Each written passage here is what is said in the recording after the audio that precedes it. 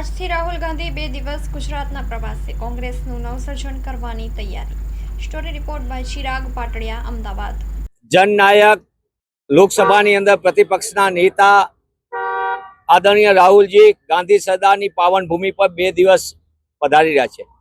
સમગ્ર ગુજરાતના કોંગ્રેસ કાર્યકર્તાઓમાં આગેવાનોમાં એક અનેરો ઉત્સાહ અને ઉર્જા જોવા મળી રહી છે. રાહુલજીના 2 દિવસના કાર્યક્રમમાં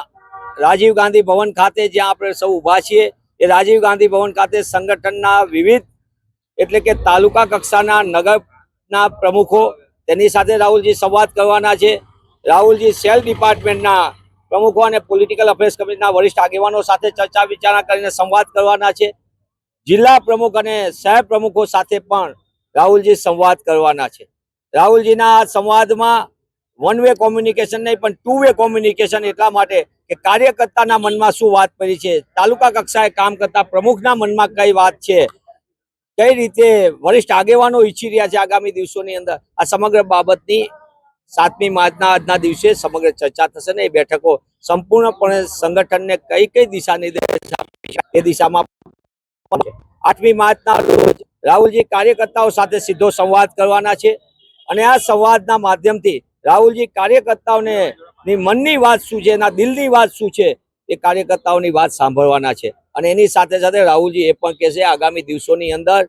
ગુજરાતની જનતા માટે કોંગ્રેસ કેટલી મજબૂતાઈથી માધ્યમ બની શકે તેના પણ દિશા નિર્દેશ આપશે. આમ સમગ્ર 2 દિવસના મુલાકાત દરમિયાન કોંગ્રેસના સંગઠનને મજબૂતી આપવા માટે અને આગામી દિવસોની અંદર ગુજરાતની જનતાને મોંઘવારીમાંથી મુક્તિ મળે,